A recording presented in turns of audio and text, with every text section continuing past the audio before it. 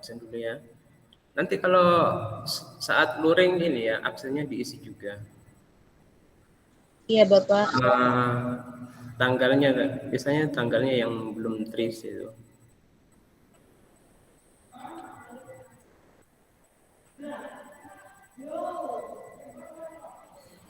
Sebentar saya absen dulu biar tidak lupa.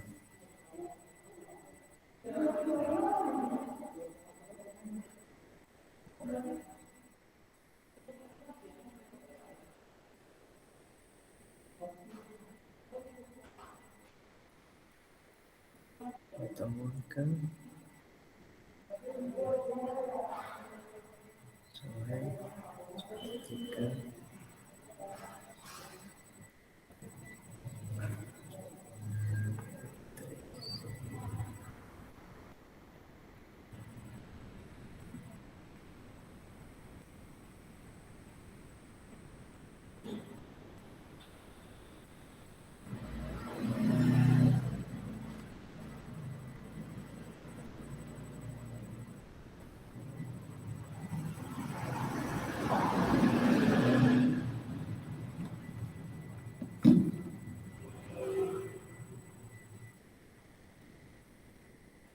Materinya sudah di-download ya di Classroom.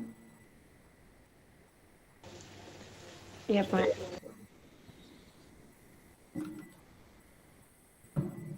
Baik, terima kasih atas kehadirannya. Assalamualaikum warahmatullahi wabarakatuh. Waalaikumsalam warahmatullahi wabarakatuh. Waalaikumsalam warahmatullahi wabarakatuh. Iya. Baik, di pagi hari ini perkuliahan fisiologi hewan kita akan menginjak ke pertemuan 4 dan kita akan mengulas nutrisi untuk hewan.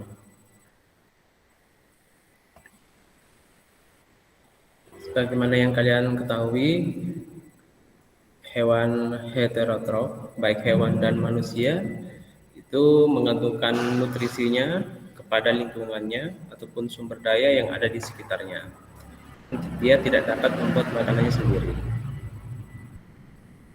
Oke, di sini pendahuluan itu hewan membutuhkan nutrisi untuk kelangsungan hidupnya. Nutrisi adalah komponen yang ada dalam makanan untuk dimanfaatkan oleh tubuh hewan.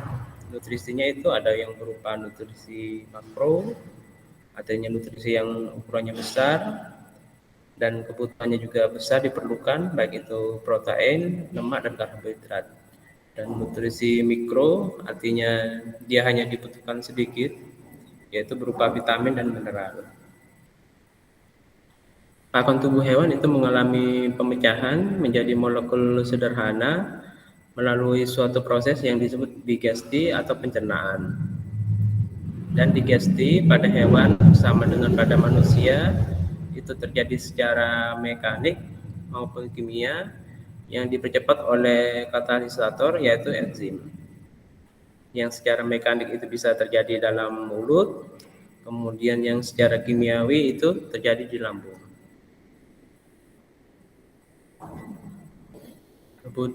Kemudian kebutuhan nutrisi itu seperti yang tadi jelaskan, hewan adalah organisme heterotrof, memerlukan makanan untuk bahan bakar atau energinya, kemudian kerangka karbon, artinya ini pembuatan unsur-unsur dari pertumbuhan tulang, dan nutrien esensial atau nutrisi penting yang diperlukan untuk pertumbuhan dan perkembangan dari suatu hewan. Kemudian ada mekanisme homeostasis, mengolah bahan bakar seekor hewan. Nah, maksudnya di sini homeostasis itu adalah keseimbangan untuk pengolahan energi dalam tubuh hewan itu, supaya energinya itu bisa terpakai secara maksimal atau secara efisien. Kemudian makanan seekor hewan itu harus menyediakan nutrisi esensial atau yang penting dan kerangka karbon untuk biosintesis. Artinya nutrisi ini diperlukan untuk terjadinya sintesis baik itu produksi protein ataupun produksi nutrisi lainnya dalam tubuh sehingga nutrisi dalam tubuh hewan itu terpenuhi. dan untuk kelangsungan hidupnya, yaitu terjadinya pertumbuhan dan pengembangan. Kemudian jenis makanan dan mekanisme pengambilan makanan itu, sebagian besar hewan itu adalah pemakan yang oportunis, artinya dia itu mengambil keuntungan. Misalnya terjadi suatu pemangsaan hewan karena hewan itu sudah mungkin salah satunya itu kenyang, kemudian sisanya itu akan dimanfaatkan oleh hewan lainnya untuk dimakan, baik itu berupa sisa dagingnya atau tulangnya, dan sisa yang tidak tercerna itu akan diurai oleh detritus atau pengurai. Kemudian adaptasi pengambilan makanan yang beraneka ragam itu telah dievolusikan oleh hewan. Maksudnya di sini itu adaptasi pengambilan makanannya itu terjadi secara berbeda pada beberapa hewan, baik itu hewan herbivora, karnivora. Itu disebabkan perbedaan dari mungkin mulutnya ataupun giginya. Kemudian gambaran umum pengolahan makanan, 4 tahapan utamanya sama seperti manusia. Yang pertama terjadi penelanan, kemudian pencernaan secara mekanik ataupun kasar, misalnya itu di mulut, dan kimiawi itu di lambung. Kemudian terjadi penyerapan di usus halus dan usus besar, kemudian sisanya akan terbuang. Kemudian pencernaan ini terjadi dalam kompartemen khusus, yang artinya pencernaan ini terjadi dalam saluran pencernaan. Kemudian adaptasi evolusioner pada sistem pencernaan vertebrata, contohnya sistem pencernaan mamalia. Ini runtutannya ada rongga mulut, kemudian masuk ke faring dan esofagus mengawali pengolahan makanan. Setelah itu makanan itu masuk ke lambung. Di lambung itu terjadi penimbunan makanan dan melaksanakan pencernaan pendahuluan. Kemudian biasanya di lambung ini pada manusia itu berlangsung selama 5 jam. Nah, setelah 5 jam itu nanti akan dikeluarkan. Kemudian masuk ke usus halus, merupakan organ utama pencernaan dan penyerapan. Penyerapan dari semua makanan itu untuk disalurkan ke seluruh tubuh itu. Kemudian juga ada hormon yang membantu mengatur pencernaan.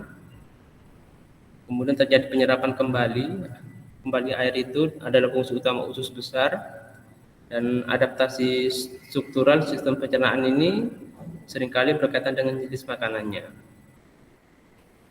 Maksudnya di sini adaptasi struktural sistem pencernaan ini pada beberapa mamalia, misalnya pada sapi ya, yaitu memiliki 4 lambung yang sekiranya itu makanannya itu masih bisa dimanfaatkan kembali, akan dikembalikan ke mulut untuk dikunyah, sehingga terjadi pendaur ulangan energi.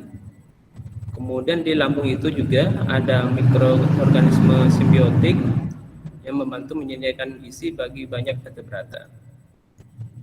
Misalnya pada manusia, ya, pada lambungnya itu ada bakteri untuk pembusukan makanan, sehingga dengan bantuan pembusukan itu makanan itu akan segera busuk dan dibuang.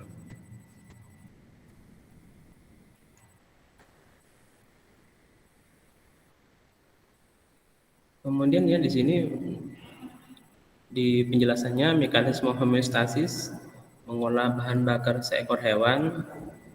Yang pertama, hewan mendapatkan bahan bakar energi kimia yang memberi energi bagi kerja sel-sel dalam tubuhnya dari oksidasi molekul organik. Oksidasi maksudnya sini terjadi pembakaran, baik itu karbohidrat, protein, dan lemak.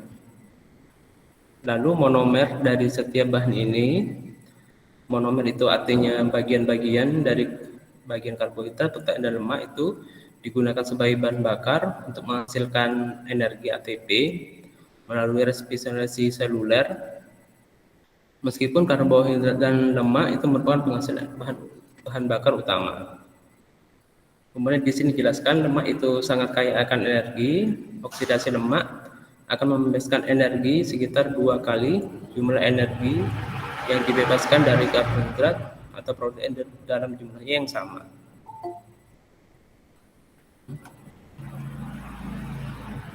Kenapa ada yang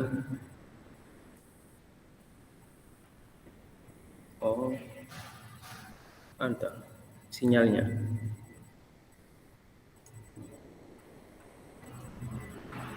Ini kita kok pelan ya? Kok keluar sendiri? Mungkin sinyal, Pak. Oh ya ini. Sudah masuk.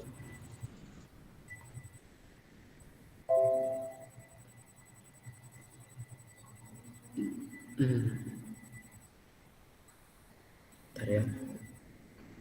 Saya seleksi lagi.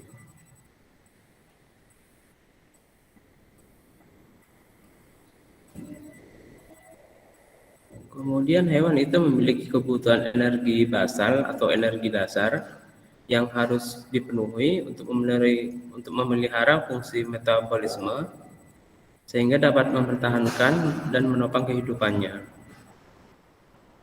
Seekor hewan yang kurang makan ini adalah individu yang makanannya deficient akan kalori. Penyebab lain kekurangan makanan bisa dari penyakitnya ini, anoreksia nervosa, bisa dari sarafnya mungkin, atau kelainan pola makan yang berkaitan dengan penolakan kompulsif terhadap lemak tubuh. Di Amerika Serikat dan negara makmur, kelebihan makanan itu atau disebut dengan obesitas. Makanan seekor hewan itu harus menyediakan nutrisi yang penting dan kerangka karbon untuk biosintesisnya. Biosintesis tadi sudah saya jelaskan, itu untuk memproduksi baik itu proteinnya itu nanti diperlukan untuk pertumbuhan tulangnya atau pertumbuhan organ-organ lainnya itu. Sehingga hewan itu bisa mencapai tahap pertumbuhan yang optimal jika nutrisinya dipenuhi. Nah, ini suatu gambaran dari mekanisme homeostasis atau keseimbangan dalam tubuh hewan atau manusia untuk pengaturan kadar glukosa darah. Misalnya jika kadar glukosa meningkat itu di atas titik pasang di gula darahnya ini di pankreas itu akan terangsang atau terstimulasi dan dia akan mensekresikan atau mengeluarkan insulin. Nah, insulin ini fungsinya itu untuk menurunkan kadar glukosa darah. Dan jika kadar glukosa itu turun di bawah titik pasangnya, pankreas akan mengeluarkan glukagon. Glukagon ini gula darah yang fungsinya ini untuk meningkatkan kadar glukosa. Yaitu kenapa pada penderita diabetes dia itu selalu disuntik insulin itu supaya itu kadar glukosanya itu menjadi turun atau tidak melebihi batas normalnya. Jika melebihi batas normalnya otomatis itu dia akan lebih cepat lebih cepat kalau terjadi luka, mungkin lukanya itu akan lebih cepat terkena bakteri karena dari tubuhnya saja, dari darahnya ataupun cairannya itu akan terasa manis semua, sehingga akan menimbulkan efek stimulan pada mikroorganisme untuk mendekat dan menginfeksi bagian dari tubuhnya.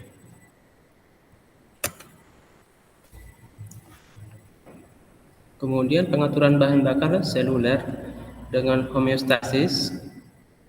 Penggunaan dan penyimpanan yang dilakukan tubuh terhadap glukosa itu merupakan bahan bakar seluler utama yang diatur dengan sangat ketat. Artinya di sini penggunaan glukosa dalam tubuh itu kenapa diatur dengan sangat ketat? Dia digunakan untuk energi ataupun untuk pertumbuhannya.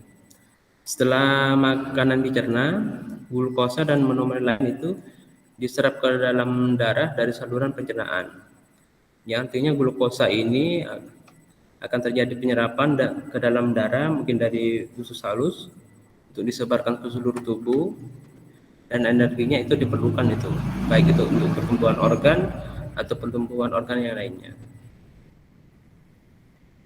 Ke kebiasaan makan ini bandingan antara hewan herbivora dan karnivora. Yang herbivora contohnya ikan koan ini dan gurami, dia memiliki usus yang menggulung dan panjang. Kemudian sekitar 26% ikan teleste adalah herbivora, mengkonsumsi alga dan tumbuhan air. Yang artinya hewan-hewan yang bersifat herbivora dia itu pada saluran pencernaannya, baik itu pada ususnya ataupun pada lambungnya pada sapi, dia itu memiliki keistimewaan dibandingkan dengan hewan karnivora, dan tentunya itu akan dijumpai ususnya lebih panjang daripada hewan karnivora, karena di situ selain terjadi pemasukan makanan, di situ akan terjadi itu pencernaan secara kimia untuk menghaluskan makanan dari bahan-bahan baik itu tumbuhan ataupun tumbuhan yang memiliki banyak serat, sehingganya itu serat itu akan terurai dan bisa diedarkan ke seluruh tubuh. Sedangkan pada hewan karnivora, dia ususnya itu lebih pendek karena itu daging itu akan lebih tercerna lebih mudah daripada tumbuhan yang memiliki banyak serat. Kemudian di sini berudu pada katak ya, dia memiliki keunikan ini pada katak, hewan yang hidup di dua tempat baik itu di air dan darat. Berudu itu pada ini masa berudu bersifat herbivora sehingga ususnya panjang dan menggulung. Kemudian setelah dewasa menjadi katak, itu akan berubah menjadi karnivora yang ususnya itu pendek dan tidak menggulung.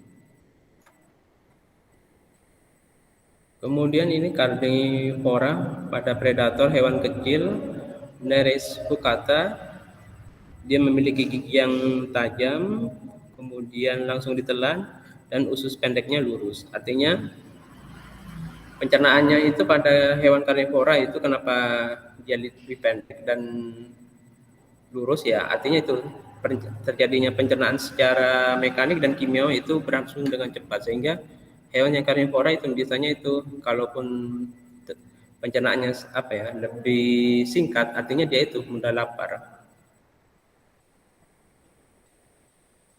Misalnya pada hewan kucing ya, kalian itu pelihara kucing padahal dia sudah dikasih makan tapi masih memakan lagi, seperti itu sifatnya dari karnivora. Dia itu memiliki saluran pencernaan yang lebih pendek daripada hewan herbivora. Kemudian pada hewan omnivora, dia itu memakan alga, tumbuhan dan hewan lain, bahkan kadang-kala memakan detritus atau pengurai. Kemudian cacing laut Nereis pelagica, Nereis virens, Nereis diversicolor, terdapat rongga kulum ini dan dia tidak memiliki usus. Kemudian di sini usus yang berukuran sedang lebih pendek dari usus hewan herbivora, tetapi lebih panjang dari usus hewan karnivora. Contohnya ini, ikan karper dan ikan lele.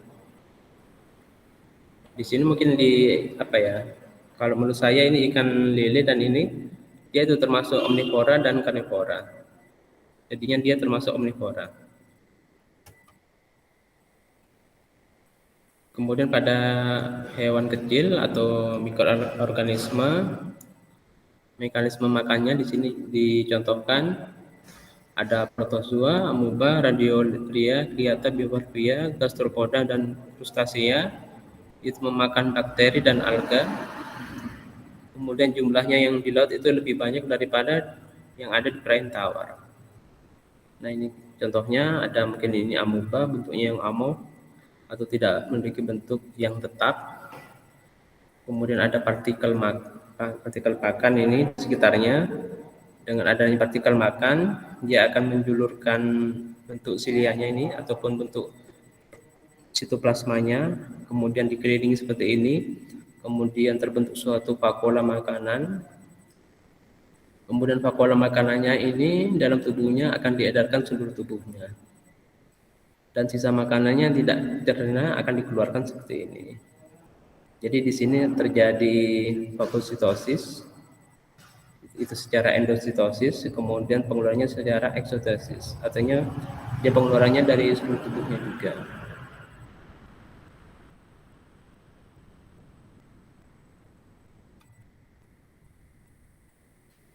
Kemudian pada mamalia, burung dan beberapa mamalia, ikan paus, mamalia itu pemakan suspensi. Kemudian pada ikan paus dia memiliki baleen flash, itu menggantung di bagian atas mulut ikan paus. Setelah air dimasukkan ke dalam mulut, kemudian disemburkan keluar, ini biasanya bagian sini itu. Nah, setelah terjadi penyemburan air itu, makanan itu akan terperangkap dalam lempeng blades-nya ini dan selanjutnya akan ditelan.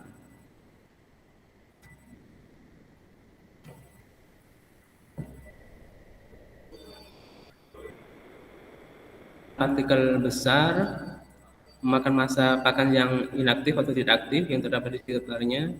Misalnya ini Lumbricus terretris itu memakan partikel organik berupa detritus pada tanah di sekelilingnya.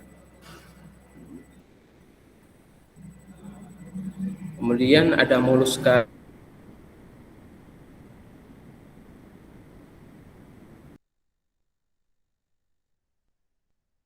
lidah.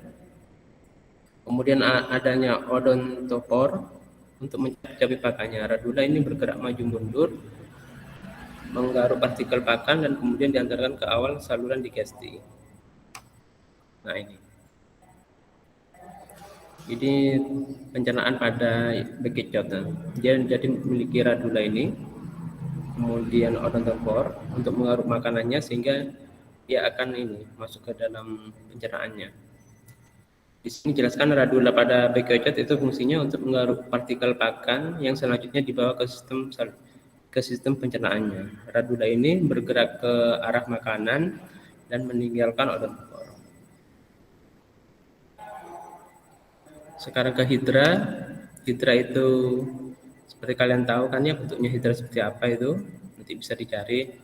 Itu dia begitu ada mangsa yang menyentuh sinodels, misalnya ikan, pada nematoblosnya itu yang terletak dalam tentakelnya, dia akan melepaskan nematosit atau duri beracun yang mengakibatkan mangsanya itu lumpuh atau bahkan mati. Jadi jika ada ikan yang penasaran, kemudian dia bertemu dengan hidra dan dia tertempel pada tentakelnya, dia itu akan dilumpuhkan. Nah setelah itu, selanjutnya itu mangsa akan dibawa oleh tentakel ke dalam mulut dan selanjutnya itu akan masuk ke dalam rongga enteron.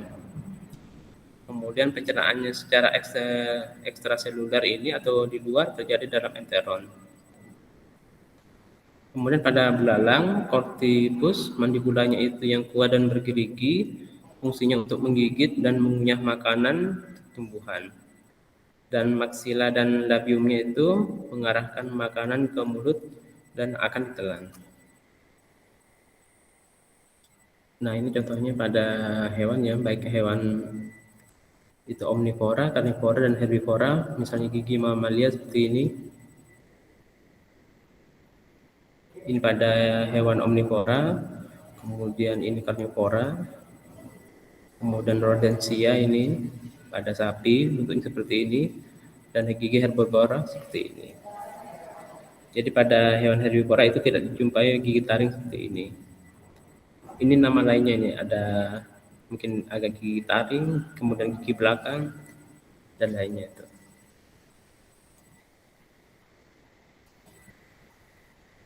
Nah ini contoh-contohnya dari hewan herbivora, mungkin dia pemakan cairan nektar pada kupu-kupu, kemudian ada pemakan cairan darah ini pada kutu, kemudian mulut lalat rumah yang memiliki proboscis dan nyamuk memiliki stilet. Di sini jelaskan. Musca domestica itu memiliki proboscis yang terdapat 2 labella pada ujung distalnya dan masing-masing memiliki pseudotrakea. Saat makan, proboscisnya itu menempelkan labelnya pada makanan, menyiramkan saliva, dicerna secara ekstraseluler. Makanan cair itu dihisap ke dalam pseudotrakea, kemudian dibawa menuju ke usus dengan aktivitas otofaring. Yaitu kenapa kalau pada lalat ya kita itu harus menjauhkannya, karena itu dia menghasilkan cairan pada lidahnya dan biasanya ini hingga pada kotoran itu. Jadi menimbulkan penyakit atau faktor penyakit. Kemudian Anopheles sp betina itu memiliki stilet untuk menusuk kulit mamalia dan masuk langsung ke bagian kapiler darah. Kemudian dipompa ke dalam tubuh nyamuk melalui kanal makanan yang terdiri atas hipofaring dan labrum. Nyamuk itu akan mengeluarkan antikoagulan atau zat anti pembekuan darah ke dalam darah yang dihisap. Nah, ini ada alga simbiotik, kemudian ada hewan inang. Jadi di sini ada terjadi hubungan antara tumbuhan dan hewan dan karbohidrat yang akan diperoleh oleh hewan inangnya. Berupa ini zat gula, ada maltosa, ada glukosa. Kemudian ini antara alga simbiotik zooxanthellae dengan hewan inangnya, dan karbohidrat yang didapatkan oleh hewan inangnya berupa gliserol.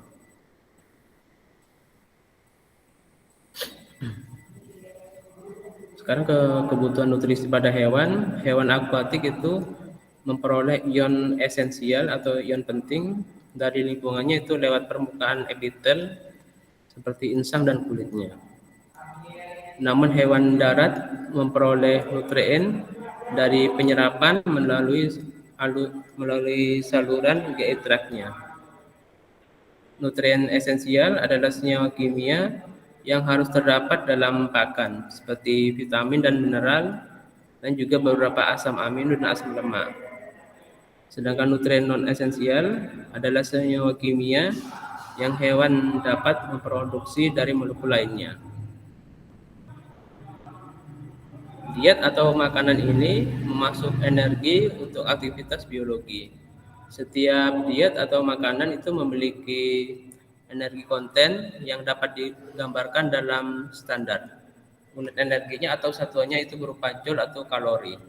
Ukuran tubuh, level aktivitas, laju pertumbuhan, status reproduksi, dan stres terhadap lingkungan adalah faktor-faktor penting yang mempengaruhi laju metabolisme dan juga kebutuhan energi makanannya. Setiap makromolekul itu memiliki energi konten yang ekuivalen. 1 gram protein atau karbohidrat itu memiliki 4 kilokalori. Sedangkan lemak itu dia itu memiliki 9 kilokalori. Artinya dia ini bisa menjadi 2 kali lipatnya. Namun tidak semua makanan itu pada hewan itu langsung dikonsumsi. Misalnya seperti ini. Nah, ini pengaturan dari energinya. Ada energi kotor, karena kelebihan energi dia akan dibuang langsung menjadi energi yang tidak tercerna. Kemudian energi yang tercerna itu bisa menjadi urin, menjadi energi yang tidak termetabolisme, artinya tidak terjadi dalam tubuh, langsung dibuang. Kemudian dari energi metabolisme ini dia akan menjadi aksi spesifik dinamik, artinya ini berupa energi bersih yang diperlukan oleh tubuh, baik itu pertumbuhan, perkembangan ataupun reproduksinya. Kemudian protein itu dari ukurannya ada yang berukuran kecil, sedang, dan besar. Misalnya insulin 50 asam amino itu berat molekulnya ini 6000 kilodalton. Hemoglobin ini berat molekulnya 66.000 kilodalton. Kemudian fibrinogen ini berat molekulnya 500.000 kilodalton. Artinya insulin terdiri dari ini. Ada 50 asam amino, hemoglobin, dan fibrinogennya. Kemudian nutrisi ini fungsinya untuk apa? Yang pertama untuk membentuk kolagen dalam tulang dan kartilago dan membran sel. Fungsi dari kolagen ini selain untuk kenyatikan tentunya itu untuk tulang supaya tulang itu tidak mudah rapuh. Kemudian membentuk enzim dan hormon. Enzim ini diperlukan untuk pencernaan dan lainnya. Hormon itu banyak diperlukan oleh tubuh, baik oleh hormon pertumbuhan, reproduksi, dan lainnya. Kemudian membentuk antibodi yang berfungsi untuk respon kekebalan. Antibodi ini dihasilkan misalnya dia itu membentuk tulang dan tulang itu menghasilkan sel darah putih. Kemudian sebagai protein khusus lain seperti hemoglobin. Kemudian ada filamin serabut otot. Kemudian di sini juga penting dalam ekspresi gen. Artinya nutrisi yang diperlukan itu juga akan mempengaruhi terjadinya ekspresi gen. Protein ini merupakan sumber asam amino esensial dan non esensial. Contohnya ini asam amino esensial, ada trionin, histidin, dan lainnya. Kemudian asam amino non esensial seperti ini. Kebutuhan protein kasar itu yang terkena pada mamalia saat reproduksi itu meningkat sampai hampir 30 kali lipat. Nah, ini contohnya pada beberapa penelitian kambing kacang di Malaysia itu 3,6 gram per kilo bobot badannya. Kemudian kambing kerdil Afrika Barat 4,7 gram per kilo bobot badannya, dan lainnya ini. Kemudian kebutuhan protein pada kambing itu pada fase pertumbuhan antara 0,13 sampai 0,27 gram per kilo bobot badannya. Artinya kebutuhan proteinnya ini saat terjadi pertumbuhan. Dan saat melakukan reproduksi ini, dia itu sudah mencapai ini 3,6 gram per kilo bobot badannya.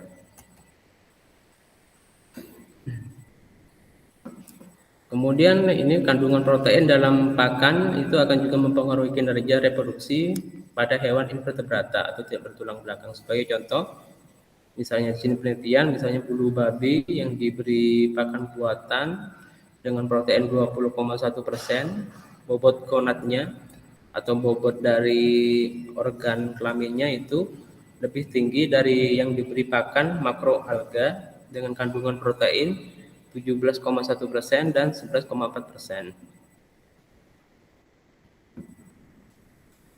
Kemudian kelebihan protein hewani dapat menyebabkan kadar asam urat pada manusia itu melebihi dari 8 mg per persen ini, atau disebut hiperuricemia. Nah, ini yang menyebabkan kadar asam urat pada manusia itu tinggi. Jadi pada manusia itu dia hanya butuh 8 mg persennya itu asam uratnya. Nah, asam urat ini berasal dari nukleoprotein yang berisi protein dan asam nukleat. Asam nukleat itu dipecah menjadi pirimidin dan purin. Dan purin tersebut yang dirombak menjadi asam urat. Pembentukan asam urat itu pada hewan atau manusia itu adalah normal.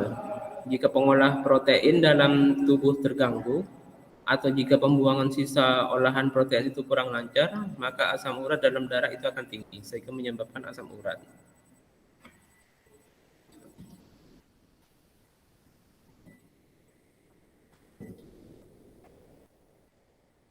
Yang bertanyakan?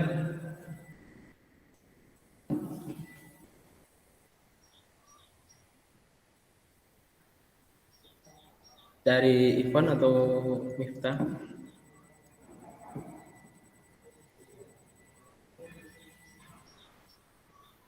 Ada Pak.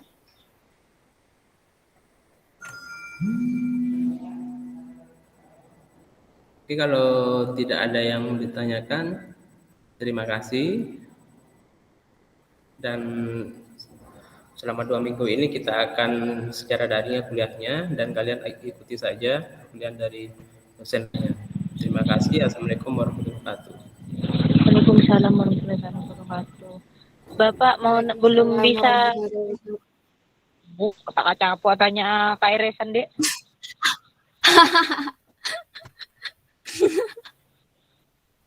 Kakak capek. Iya. Bapak udah temukan luar Kak.